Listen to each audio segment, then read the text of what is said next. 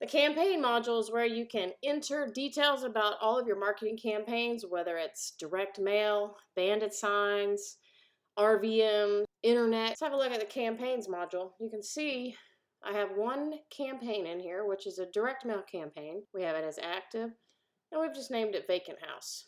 So if we have a look at it, you can see some details about the campaign that we've entered, the expected revenue, how much we plan to spend on this campaign. And then one of the coolest features is this analytics box here at the top.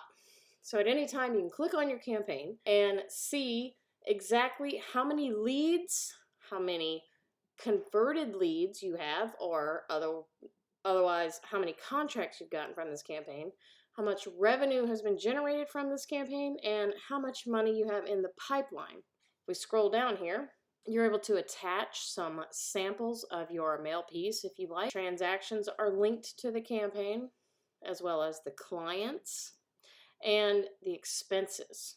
So once you link it to the lead, initially it follows it all the way through the closing, so you never have to link it again. And then you can see your payments here. You'll actually keep track of how much you've spent on this campaign. Therefore, you'll be able to know your ROI.